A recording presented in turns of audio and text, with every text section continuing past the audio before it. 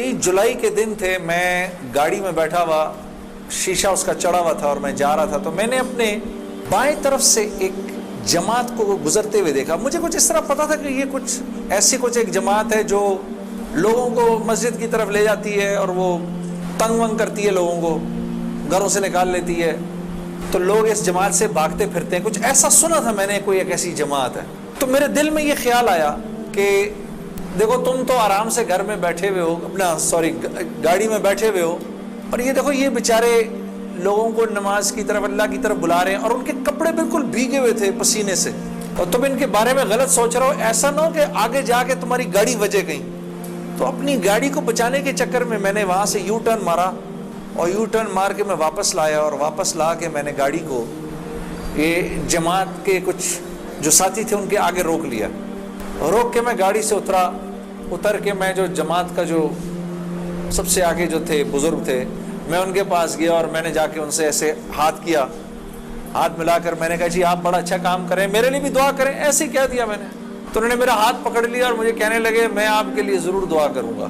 اب مجھے کیا پتا کہ گشت پر نکلا ہوا ہو کوئی، اور وہ گشت پہ نکلا ہوا آدمی دعا کرے، یہ کیسے ہو سکتا ہے؟ اللہ قبول نہ کرے. ہو سکتا ہے اس اللہ کے ولی نے میرے لیے دعا کر دی ہو. اب آپ لوگ اللہ کا نظام دیکھیں میری بہنوں اور میرے بھائیوں، بہت عجیب بات ہے. اس جماعت میں ایک جو لڑکے تھے ان میں سے ایک نے اپنی مسجد میں جا کر بتایا کہ تمہیں پتہ ہے آج ہمیں روکا کس نے؟ تو انہوں نے کہا کس نے روکا؟ کہا وہ سنگر نہیں ہے جنید جمشید، اس نے آج، یہ لوگ مقامی گشت کر رہے تھے، اس نے گشت کے دوران ہمیں روک لیا. اس نے ہم سے ایسے کہا بھائی ہمارے لیے دعا کرنا. اور جس مسجد میں اس نے یہ بات کہی، اس مسجد میں ایک نمازی تھا جو تبلیغ میں لگ چکا تھا. وہ 16 سال پہلے میرے ساتھ سکول تھا. اللہ کا نظام دیکھیں، 16 سال پہلے میرے ساتھ سکول میں پڑھتا تھا، تبلیغ میں لگ چکا تھا. اس نے کہا کس نے روکا تمہیں؟ کہا وہ نہیں ہے، وہ سنگر جنید جمشید، اس نے روکا ہمیں. اس نے کہا اچھا میں ٹھیک ہے.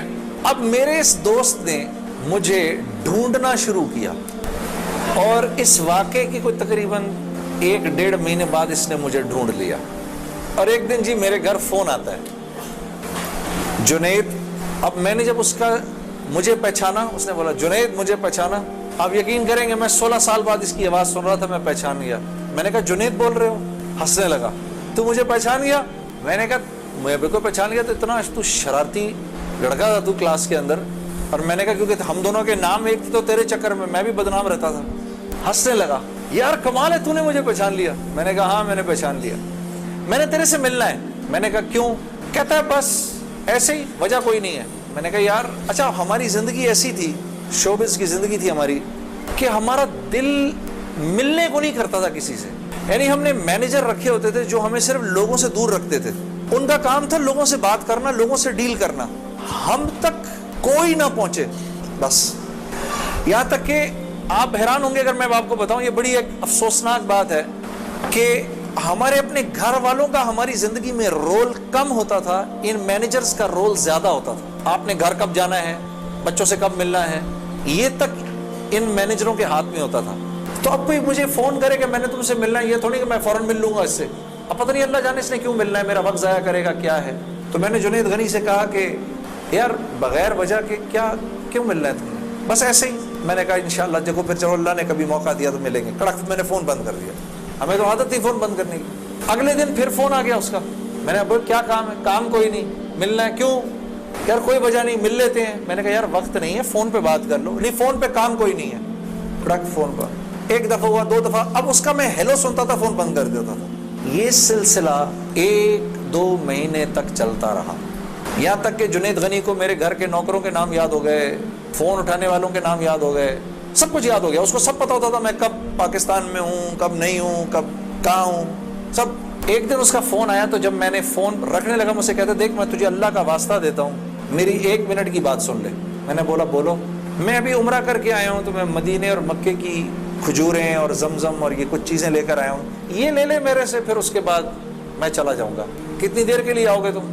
5 منٹ کے لیے. میں نے کہا ہاں 5 منٹ. جنید غنی یاد رکھنا 5 منٹ. 5 منٹ. دوپہر کو مجھے یاد ہے 3:30 بجے ابھی تک پلاننگ ہوئی. جنید غنی صاحب آئے. اب میں نے جب جنید غنی کو دیکھا تو میرا تو دماغ ہی چکرا گیا. کیا دیکھتا ہوں سفید لباس ہی جیسے مولوی صاحب نے پہنا ہوا ہے, سر پہ پگڑی, اتنی بڑی داڑھی, اوپر واسکٹ پہنی ہوئی اس نے, پائنچے اس کے اوپر. میں نے کہا جنید غنی یہ تجھے کیا ہو گیا؟ کہتا ہے مجھے کیا ہو گیا, میں کیا کہوں تجھے کیا ہو گیا؟ میں نے کہا یہ تیرا حال, تیرے جیسا شیطان یہ اتنا بڑا بزرگ بنا ہوا, آؤ بیٹھو میرے پاس. آیا میرے پاس بیٹھا, اس نے مجھے کھجوریں دیں, زمزم دی, جانماز دی, اور پورے 5 منٹ میں کہتا ہے میرے 5 منٹ پورے ہوئے, اب میں چلتا ہوں. میں نے کہا نہیں, اب بیٹھ جاؤ, مجھے بتاؤ یہ سب کیا ہے. پھر مجھے کہنے لگا چل چھوڑ اس کو یار, اسکول کی بات کرتے ہیں. میں نے کہا اسکول چھوڑو, مجھے بتاؤ یہ کیا ہے, یہ کنہوں نے تمہارا حال کیا؟ یہ مجھ سے کہنے لگا مل لو ان سے.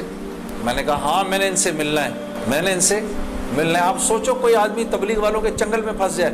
ہاں تو مجھ سے کہتا ہے کل سے ہمارا اجتماع شروع ہو رہا ہے, میرے ساتھ اجتماع پر چلو. میں نے کہا میں چلوں گا. تو میں کل تمہیں پک کرنے آؤں گا, صبح کے وقت پک کرنے آؤں گا. آپ یقین کرو 5 منٹ کے لیے آیا تھا, 3.5 گھنٹے میں نے بٹھا کے رکھا اس کو اپنے پاس.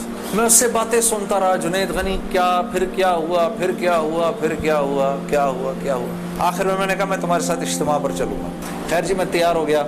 میں نے اپنی نئی صاف ستھری جینز نکالی, میں نے ٹی شرٹ نکالی, لمبے لمبے میرے بال تھے. ہاں میں تیار ہو گیا جس طرح میرا خیال تھا بہترین طریقے کا تیار ہونے کا, میں ہو گیا تیار. اب جب میں وہاں پہنچا, اترا, میں نے جا کے اجتماع دیکھا تو میں نے دیکھا کہ ہر آدمی شلوار قمیض میں, ہر آدمی کے سر پہ ٹوپی. تو میں نے جنید غنی سے کہا جنید غنی سن, یہ مجھے کوئی مار تو نہیں دے گا ادھر ہے, میرا کوئی قتل وتل تو نہیں ہو جائے گا میرا؟ کہتا نہیں ہم لوگ مارنے والی پارٹی نہیں, ہم لوگ کھلانے والی پارٹی ہیں. میں نے کہا اچھا لے جاؤ مجھے اندر. پھر اب میں اندر جانا شروع ہوا اجتماع گاہ میں, تو میں نے دیکھا کہ لوگ ایک دم اکٹھے ہونا شروع ہو گئے. پیچھے سے مجھے آوازیں آئیں, ارے یار یہ تو جنید جمشید ہے یار. کو 2-4 آوازیں آئیں, ابھی یہ ادھر کیا کر رہا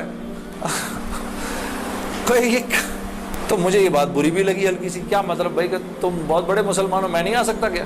خیر میں اندر گیا, اندر جا کر بیٹھا تو میں نے دیکھا ایک مجمع سب پہنچ گیا ملنے کے لیے, دیکھنے کے لیے. جو بھی جنید غنی نے مجھے بٹھایا, تم ادھر ہی بیٹھو یہیں پر, اور میں ابھی ایک صاحب کو لے کر آتا ہوں. خیر یہ مجھے بٹھا کر چلا گیا. اتنی دیر میں ایک نوجوان لڑکا کہ جیسے بھائی لوگ بیٹھے ہیں اپنے 18-19 سال کا, یہاں سے بیچ میں سے راستہ توڑ کے میرے پاس آ گیا. مجھے آ کر کہتا ہے جنید بھائی نماز پڑھتے ہیں آپ؟ تو میں اس کو ایسے دیکھنا شروع ہو گیا. اب میں نے کہا کیا جواب دوں میں اس کو, ہاں بولوں کہ نہیں بولوں, سچ بولوں کہ جھوٹ بولوں؟ میں دیکھتا رہا, اس کو دیکھتا رہا, لیکن اندر ہی اندر نا مجھے غصہ آنا شروع ہو گیا کہ اب یہاں یہ ہوگا, اگلا پوچھے گا آپ قرآن پڑھتے ہیں کہ نہیں پڑھتے ہیں, پھر اگلا پوچھے گا آپ روزے رکھتے ہیں نہیں رکھتے ہیں, آپ نے حج کر لیا. مطلب یہاں اب میری کیا اب یہاں پر کیریکٹر اسیسینیشن ہوگی کیا؟ میں ابھی یہاں پر کیریکٹر اسیسینیشن کروانے آیا ہوں, اپنی کردار کشی کروانے آیا ہوں میں یہاں پر. تو میں نے وہ لڑکا جو ساتھ بیٹھا تھا, میں نے کہا یار اس کو بولو جنید غنی کو, یہ مجھے غلط جگہ لے آیا, وہ میں یہاں سے جا رہا ہوں ابھی. وہ بھاگا گیا اس کے پیچھے, اس کو لے کر آیا. جنید غنی نے کہا کیا ہو گیا یار جنید, کیا ہو گیا؟ میں نے کہا یار کچھ نہیں. تو وہ کہتا ہے یہ ابھی ایک لڑکے نے آگے پوچھا تھا ان سے آپ نماز پڑھتے نہیں پڑھتے ہیں. تو جنید غنی نے کہا تو نے اس لڑکے کو آنے کیوں دیا؟ اتنا غصے ہوا وہ اس پہ. میں نے جنید غنی کو ٹھنڈا کیا, میں خود بھی تھوڑا ٹھنڈا ہوا. میں نے کہا یار کیوں ناراض ہوتا ہے؟ وہ لڑکا بات تو صحیح کر رہا تھا نا کہ نماز پڑھنی تو چاہیے مجھے. تو اس نے جو جملہ بولا نا مجھے, وہ مجھے آج تک یاد ہے. جنید غنی نے جو جملہ بولا, اس نے کہا جنید ہم کیوں نہیں پوچھتے کہ تم نے کیوں نہیں کیا, ہم تو ترغیب دیتے ہیں, اس کے بعد اللہ سے دعا کرتے ہیں کہ اللہ وہ نیکی کرنے کی توفیق دے. ہاں وہ آج بھی مجھے وہ بات یاد ہے. اللہ پاک یہ مجھے بھی عطا کرے کہ ہم کسی سے یہ نہ کہیں بھائی تم نے کیوں نہیں کیا یہ, بلکہ نیکی کی ترغیب دیں اور پھر اللہ سے رات کو دعا کریں اللہ میرے اس بھائی کو, میری اس بہن کو توفیق دے, وہ اس نیکی کو کر سکے. پھر میں نے کہا جنید غنی کو چل چھوڑ یار, میں ادھر ہی بیٹھا ہوں, میں کہیں نہیں جا رہا. اب جنید غنی صاحب نے ایک صاحب کو بلایا, ان کا نام تھا ڈاکٹر بلند اقبال. ابھی جب میں شان رمضان شان رمضان کر رہا تھا نا, یہ ابھی کچھ پچھلے رمضان میں, تو ڈاکٹر بلند اقبال صاحب بڑے عرصے بعد مجھے ملنے آئے. میں ملا ان سے, بڑی خوشی ہوئی. میں نے ان کو یاد کرایا وہ واقعہ جو میں اب آپ کو سنانے لگا ہوں. تو ڈاکٹر بلند اقبال صاحب میرے سامنے آ کے بیٹھ گئے. اور ڈاکٹر بلند, اب تبلیغ والوں کا بہن میں ذرا سا آپ کو بتاؤں کہ تبلیغ والے نا اب وہ سامنے والے کو جانتے نہیں ہیں, لیکن اس کو اللہ کی دعوت تو دینی ہے. تو آپ پہلے اس سے پوچھتے ہیں بھائی آپ کیسے ہیں, خیریت سے ہیں, آپ کا اسم گرامی کیا ہے؟ اچھا ماشاءاللہ بڑی خوشی ہوئی آپ سے مل کے, یہ میرا نام ہے, بڑا اچھا کیا آپ آئے. پھر باتیں پوچھتے ہیں کہ آپ کیا کرتے ہیں, تو میرے سے بھی انہوں نے پوچھ لیا تو جنید صاحب آپ کیا کرتے ہیں؟ تو میں چپ کر گیا. میرے سے نا اب میں ان کی شکل دیکھوں, میں نے کہا اب تک مارنی پڑی تو اب پڑے گی, اب جو میں نے بتایا نا میں کیا کرتا ہوں. تو میرے چہرے کے بدلتے ایکسپریشنز دیکھ کے نا جنید غنی نے ان سے کہا ارے ڈاکٹر صاحب آپ اس کو نہیں پہچانتے, یہ وہ ہے نا جس نے دل دل پاکستان گایا ہے.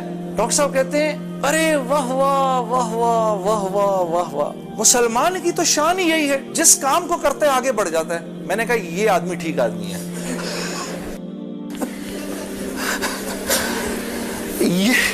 یہ بالکل ٹھیک آدمی ہے, اس سے کرو دوستی. تو بعد میں میں نے ڈاکٹر صاحب سے کہا ڈاکٹر صاحب یہ جواب آپ کہاں سے لائے اتنا خوبصورت سا؟ تو مجھے کہنے لگے یار میں نہ تجھے جانتا نہ مجھے یہ پتا دل دل پاکستان کیا. تو جب اس نے بولا نا کہ اس نے دل دل پاکستان گایا تو میں نے کہا واہ واہ واہ واہ, اور میں دل میں دعا کروں یا اللہ جلدی سے صحیح جواب میرے ذہن میں ڈال, جلدی سے صحیح بات ڈال میرے ذہن میں. تو میں نے فٹ کہہ دیا. اور یہ بات میرے دوستو ہے بھی سچ کہ مسلمان کی شان یہ ہے, مسلمان جس کام کو کرتا ہے نا مسلمان اس کام میں آگے بڑھ جاتا ہے.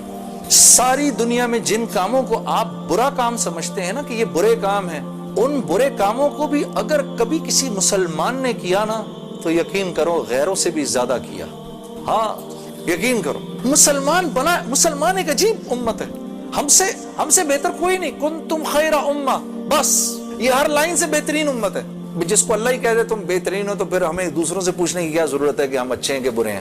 ہاں اب میں پورا دن ڈاکٹر بلند اقبال صاحب کے ساتھ پھرتا رہا, اور جب دن کا آخر آیا تو جنید غنی نے مجھے کہا کہ چل میں تجھے گھر چھوڑ دوں. میں نے کہا گھر تو مجھے چھوڑ دو, لیکن یہ بسترے کیا ہیں, یہ جو بسترے لگے ہوئے ہیں, کہا یہ رات کو لوگ یہاں سوئیں گے. میں نے کہا اور یہ جو بزرگ حضرات ہیں یہ بھی ادھر ہی سوئیں گے. میں نے کہا یار میں تو ان سے زیادہ فٹ آدمی ہوں, اگر یہ بوڑھے لوگ ادھر سو سکتے ہیں تو میں بھی سو سکتا ہوں. تو اس نے کہا یار نور اللہ نور, تیرے لیے بھی بسترا لگا دیتے ہیں. میں بھی سو گیا ادھر ہی اس رات کو. وہ شاید زندگی کی پہلی دفعہ زندگی میں رات کو تہجد کی نماز پڑھی, اٹھا دیا اس نے بیچ میں. تو ایک دن گزرا, دوسرا دن گزرا, تیسرے دن مولوی طارق جمیل صاحب کا بیان تھا. اب مجھے تو نہیں پتا یہ کون ہے. جب مولوی صاحب نے بیان کیا تو میں نے جنید غنی سے کہا یار بڑے اچھے بیان تھے, یہ سارے تیرے بزرگ, یہ کون آدمی ہے؟ کہنے لگا یار یہ ہیں ہمارے ایک مولانا. میں نے کہا یار میں نے ان سے ملنا ہے. کہتا یار ان سے نہیں مل سکتا کوئی. میں نے کہا بھائی میں اس ملک کے صدر سے بھی مل سکتا ہوں اور اس ملک کے پرائم منسٹر سے بھی مل سکتا ہوں, یہ مولوی سے ملنا کیا مشکل ہے. خیر جی ہم پورے مجمع میں سے نکلے دونوں, کرتے وہ پیچھے حضرات کے ٹینٹس لگے ہوئے تھے. کرنگی میں ہوا تھا یہ کراچی کا اجتماع.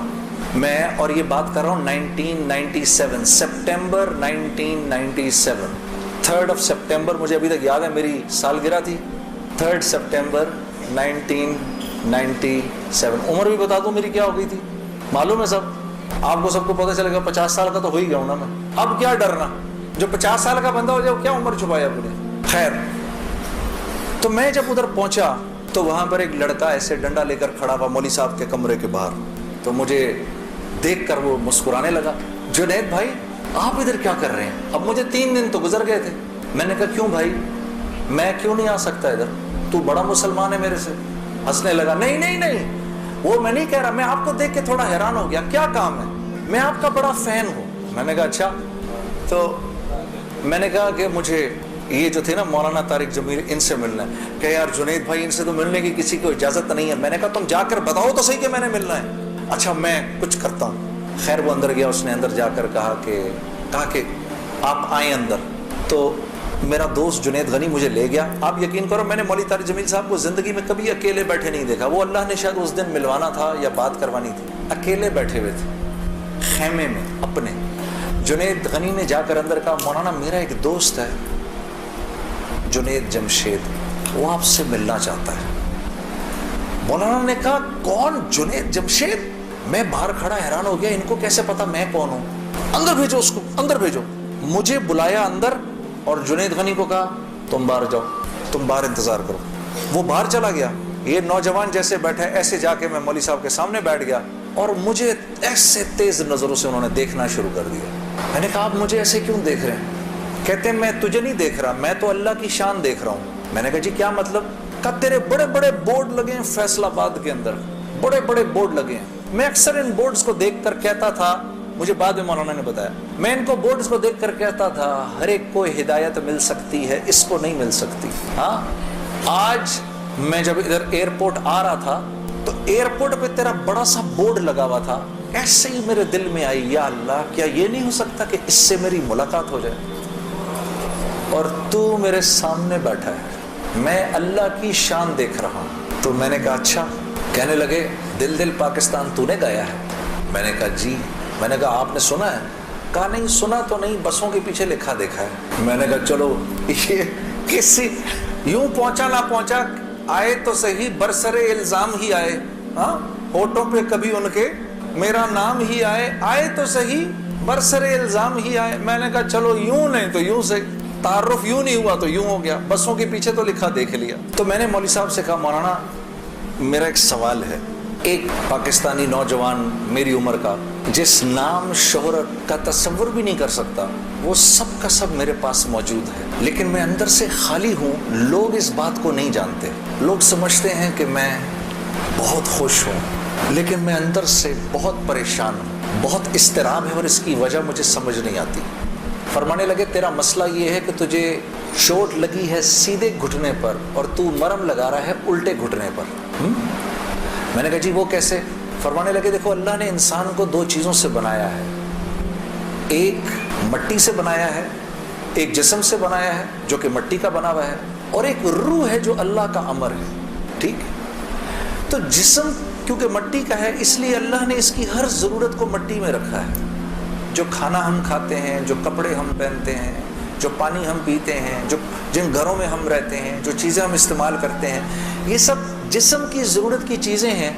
और क्योंकि जिस्म मट्टी का है तो अल्लाह ने इन तमाम ज़रूरतों को मट्टी में रखा है। रूह अल्लाह का अमर है, ये आसमानों से आई है तो इसकी खुराक भी आसमानों पर है, ज़मीन में नहीं है। फिर फरमाने लगे अगर मैं तुमको सोने के एक महल में बंद कर दूं और 4 दिन खाने को ना दूं, तुम क्या करोगे? मैंने कहा जाहिर सी बात है मैं चीखूंगा कि मुझे कुछ खाने को दो। कहा बस यही हाल तेरी रूह का है कि तेरा जिस्म अच्छे अच्छे कपड़े पहनता है, बड़ी बड़ी गाड़ियां चलाता है, अच्छे अच्छे महलों में रहता है, और तू अपने आप को सेटिस्फाई करना चाहता है, लेकिन अंदर तेरी रूह जो है वो भूखी हो के जब चीखती है तो तेरे सर में दर्द होता है। तू इस रूह की भूख का भी तो इलाज कर। तो मैंने कहा इसकी खुराक कहाँ है? कहा ये आसमानों से आई है तो इसकी खुराक भी आसमानों पर है, ज़मीन में नहीं है।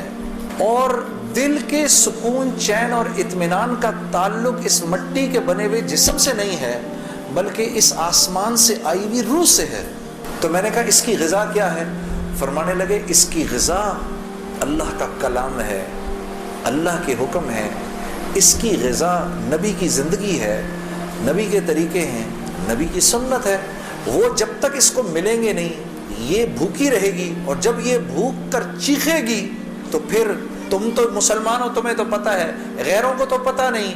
वो दिमाग की इस चीख को सुलाने के लिए कभी शराब पीते हैं, कभी नशे करते हैं, लेकिन ये तो जब तक रूह भूखी है उस वक्त तक अंदर से तुम मुस्तरब रहोगे, सुकून चैन नहीं मिलेगा।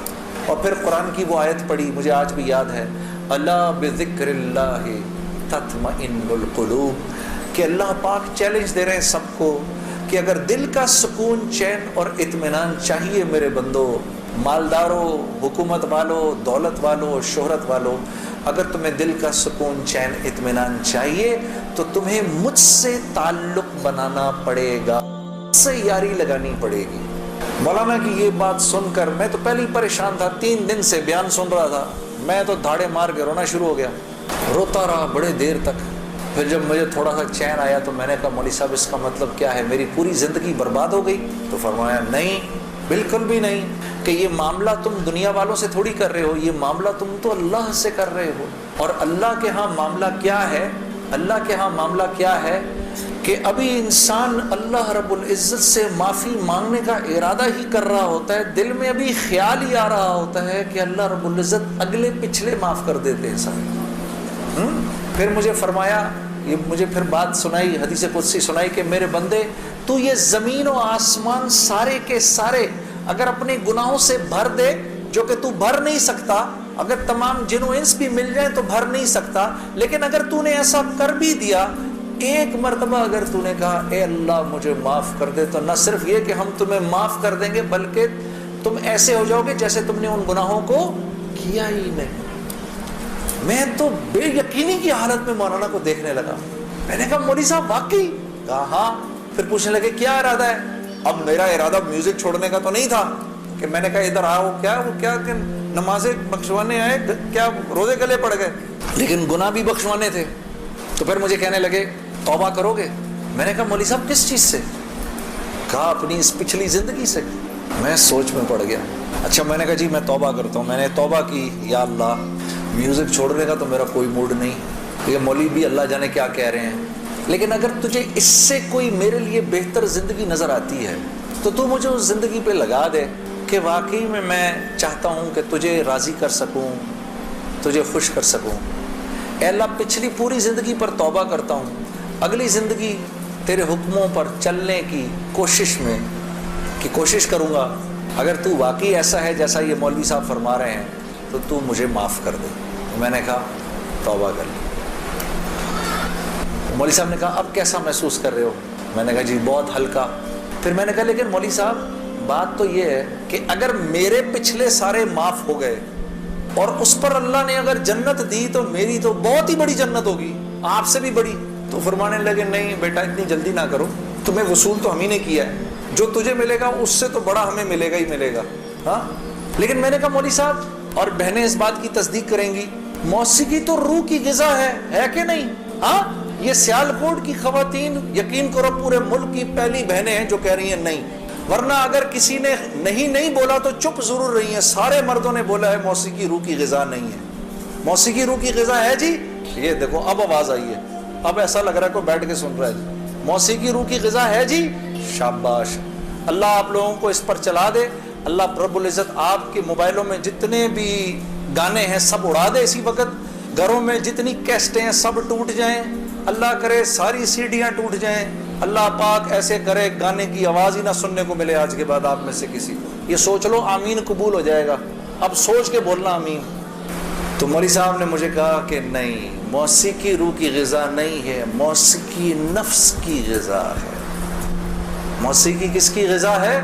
نفس کی۔ یہ واقعی نفس کی غذا ہے، اور یہ ایسا زہر ہے، یہ جب اندر جاتا ہے تو پتہ ہی نہیں چلتا کہ نقصان کتنا کر گیا ہے۔ ٹرائی نہ کرنا، لیکن آپ کہیں جا کر اللہ کی بات سنیں، اس کے بعد جا کر 5 منٹ کا گانا سنیں، ساری صفائی ہو جائے گی، سب اندر ساری صفائی ہو جائے گی۔ میں یہ نہیں کہ بعد میں مجھ سے لوگ پوچھتے ہیں حلال ہے حرام ہے، اس کے لیے تو یہ مولوی بیٹھے ہوئے ہیں نا، ان سے پوچھو۔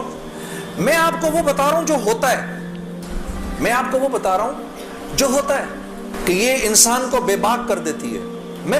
مجھ سے کسی نے پوچھا بھائی اپنے ملک کے لیے گانا، میں کبھی اپنے ملک کے لیے گانا وہ ایک اور چیز ہے، میں ان گانوں کی بات کر رہا ہوں جن کو عام طور پہ لوگ سن رہے ہوتے ہیں بازاروں میں، ہاں، اور پھر کہتے ہیں اس کے سننے میں کیا ہے۔ ارے یار میں کیا بتاؤں آپ کو کیا ہے، خدا کی قسم اگر وہ زندگی اس زندگی سے بہتر ہوتی مجھے کیا تکلیف تھی۔ مجھے ایک ساتھی کہنے لگا اب تو آپ کے لیے اس زندگی کی طرف جانا بڑا مشکل ہے۔ میں نے کہا کوئی مشکل نہیں، گلا تو وہیں کا وہیں ہے، گا سکتے ہیں، لیکن اب اس زندگی کی طرف جانے سے بہتر لگتا ہے کہ میں آگ میں چھلانگ مار دوں، کہ وہ اس قدر خطرناک زندگی، وہ اتنی ایک، یقین کرو پوری، صرف گانا نہیں ہوتا، وہ ایک پوری زندگی ہے، وہ ایک پوری زندگی کا نام، جیسے یہ ایک پوری زندگی کا نام ہے نا، صرف دعوت کے 2 بول نہیں ہیں۔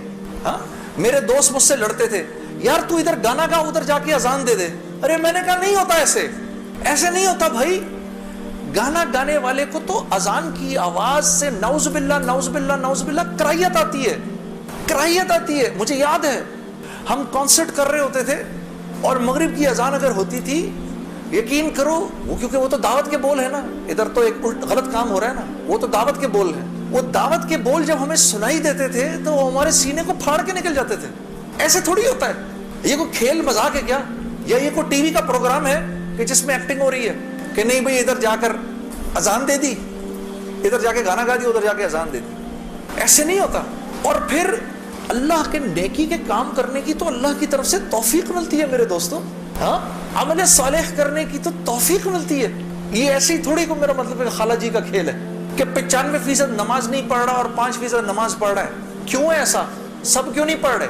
من جانب اللہ توفیق ملتی ہے.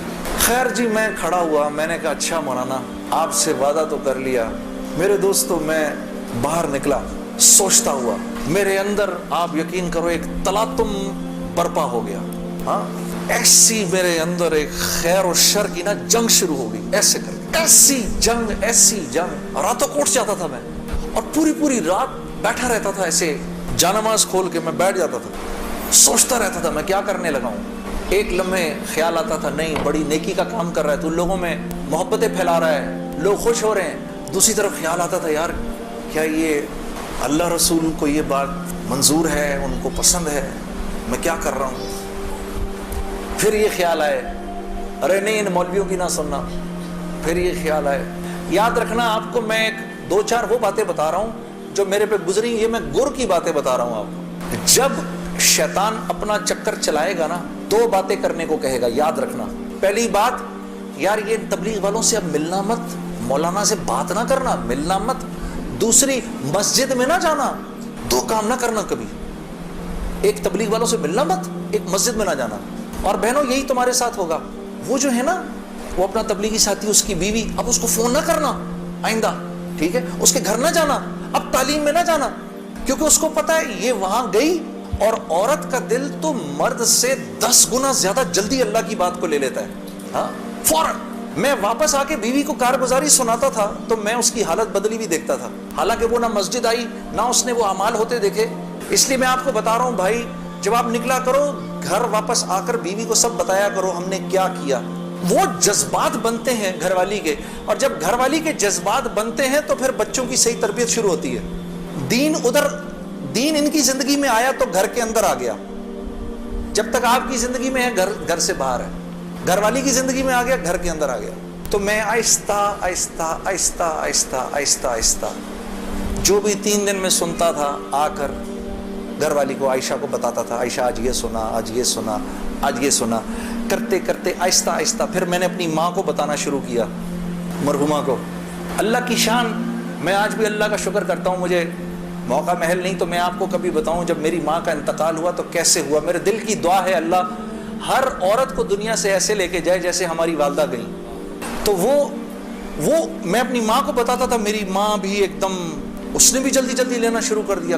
کرتے میری ماں, ہم سب گھر کی خواتین میں سب سے پہلے میری والدہ پردے میں آ گئی فوراً. اور مولوی صاحب کہہ رہے ہیں ان کے انتقال کا بتائیں, میں ضرور بتاؤں گا آپ کو. خیر میرے دوستو, کرتے میں نے آخر ارادہ کیا چلو جی میں اب 4 مہینے لگاتا ہوں, اب 4 مہینے پہ جانا چاہیے. کیونکہ دیکھو تبلیغ میں جب تک 4 مہینے کا کورس نہیں کریں گے اس وقت تک جو ہے وہ بات سمجھ میں نہیں آئے گی. داڑھی کبھی بڑھے گی, کبھی چھوٹی ہو جائے گی, کبھی سر پہ ٹوپی آئے گی, کبھی اتر جائے گی. 4 مہینے لگانے ضروری ہوتے ہیں, ٹھیک ہے, کام کو سمجھنے کے لیے. کیونکہ پہلے 40 دن جو ہے وہ دنیا کا جو ہے نا وہ رنگ اترتا ہے. پہلے 40 دن زنگ اترتا ہے پھر اگلے 40 دن کے اندر تبلیغ کا تھوڑا رنگ چڑھتا ہے. پھر اس سے اگلے 40 دن میں کچھ اللہ کی معرفت نصیب ہوتی ہے, کچھ تعلق بنتا ہے جا کر. پھر اگر وہ جڑا رہے تو پھر اللہ اس کو سوسائٹی پروف بنا دیتا ہے, اس کے اوپر لوگوں کی باتوں کا اثر نہیں ہوتا. پھر ایسے لوگ جہاں بھی جاتے ہیں ماحول بن جاتا ہے, خود بخود ہی ماحول بن جاتا ہے. اب میں نے ارادہ کیا جی 40 دن لگانے ہیں, میں اور 40 دن کا 4 مہینے لگانے ہیں. میں نے اپنے دوست کے ساتھ مل کے ارادہ کر لیا. خیر وہ ہم کمزور, ہم نے مئی جون میں نکلنا تھا, مئی جون آیا, وہ تو نکل گیا, میں نہیں نکلا. ایک دن اس کا مجھے فون آتا ہے, یہ ہے جی 16 اکتوبر کی بات 2001. اس کا مجھے فون آیا, جنید بھائی السلام علیکم, میں 4 مہینے لگا کے آ گیا. میں نے کہا ہیں 4 مہینے ہو گئے؟ کہا ہاں ہو گئے, گزر گئے. کتنے ہی 4 مہینے گزر گئے زندگی سے. میں نے کہا 4 مہینے گزر گئے. کہتا ہے لیکن مجھے پتا نہیں میرے 4 مہینے کیسے لگے, ضائع ہی ہو گئے. میں نے کہا وہ کیسے؟ کہا میں 4 مہینے کے لیے اپنے ابا کو ساتھ لے گیا جنید بھائی, وہ بیمار رہتے تھے, ان کا پیشاب پخانہ مسجد میں نکل جاتا تھا بستر میں. یقین کرو روزانہ جنید بھائی میں نے کچھ نہیں کیا, صرف اپنے باپ کا پیشاب پخانہ صاف کیا. 4 مہینے. اس کی اس بات نے مجھے اندر سے ہلا دیا. کسی انسان کو اپنے باپ کی ایسی خدمت کرنے کا موقع ملا ہو, ہاں. اور کہتا ہے پتہ نہیں میرے 4 مہینے تو کیا ہی لگے, میں تو سارا وقت باپ کی خدمت ہی کرتا رہا 4 مہینے.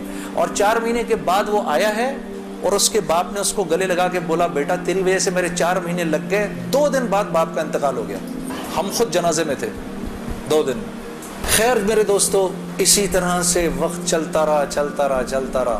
میری زندگی کے 5 سال گزر گئے اسی ٹکر میں کہ 5 سال کے بعد میں نے ارادہ کیا, جس دن مولوی صاحب کو ملا نا اس کے بعد کہ یہ 5 سال گزر گئے, میں نے یہ فیصلہ کیا کہ آج کے بعد نہیں گاؤں گا, آج کے بعد نہیں گاؤں گا. تو مجھے فون کس کا آتا ہے, ملٹری سیکٹری ہیں جمالی صاحب کے. اسے جمالی صاحب ہمارے وزیر اعظم تھے, 2002 کی بات کر رہا ہوں, 2003 کی بات کر رہا ہوں. جمالی صاحب کا فون آتا ہے, ان کے ملٹری سیکٹری کا. وہ آپ نے دل دل پاکستان گانا ہے, وہ پنڈی میں وہ مادر ملت ٹرین لانچ ہو رہی تھی ریلوے اسٹیشن کے اوپر, اس کی پہلی وہ تھی. میں نے کہا سر میں تو توبہ کر چکا ہوں, میں تو اب نہیں گاؤں گا. تو انہوں نے کہا جی وہ پرائم منسٹر صاحب آپ سے خود بات کرنا چاہتے ہیں. پرائم منسٹر صاحب بڑے پیارے بہت نفیس جمالی صاحب ایک دم کہنے لگے جنید صاحب وہ بے نظیر بھٹو صاحبہ کا ٹائم آیا تو آپ نے گایا, نواز شریف صاحب کا ٹائم آیا آپ نے گایا, اب جب ہمارا ٹائم آیا تو آپ نے توبہ کر لی. میں نے کہا سر ضرور گاؤں گا لیکن میری ایک شرط ہے. جی جی فرمائیے. میں نے کہا وہاں میں اعلان کروں گا کہ آج آخری بار گا رہا ہوں, آپ کو منظور ہے؟ ہاں جی مجھے منظور ہے. ان کے ساتھ آئے ہوئے تھے وہ انفارمیشن منسٹر اپنے شیخ رشید صاحب, اس وقت انفارمیشن منسٹر تھے. شیخ رشید صاحب کا چلہ لگا ہوا ہے بائی دا وے, اور ان کا چلہ 1970s میں لگا ہوا ہے. اگر کبھی ان کے چلے کی کارگزاری سنیں بڑا ایمان بڑھتا ہے. وہ اس وقت کے رائمنڈ کے قصے سناتے ہیں جب رائمنڈ میں ہم بیٹھے ہوئے ہوتے تھے اور ٹرین سامنے سے نظر آتی تھی. مجھے وہ اس وقت کے قصے سناتے ہیں اپنے. اللہ نے شیخ رشید صاحب سے دعوت کی لائن کے بڑے خیر کے کام لیے ہیں. آپ کو پتہ ہے ایک مرتبہ اسلام آباد میں اجازت نہیں مل رہی تھی اجتماع کی اجازت نہیں مل رہی تھی. ایک دفعہ حالات خراب تھے, اللہ نے یہ کام ان سے لیا. یہ گئے اس وقت کے پریزیڈنٹ صاحب کے پاس, پریزیڈنٹ مشرف صاحب کے پاس. میں گارنٹی لیتا ہوں انشاءاللہ کچھ نہیں ہوگا سر, ان کو کرنے دیں. میں نے کہا سر آپ نے تو ایک ہی دفعہ ایسا چھکا مارا ہے, پتہ نہیں کتنا بڑا اجر ملا ہوگا. 3 لاکھ بندہ جمع ہوا, 3 دن اللہ کی بات ہوئی, وہاں کیا کیا بات ہوئی, سینکڑوں جماعتیں نکل گئی, سب آپ کے کھاتے کے اندر.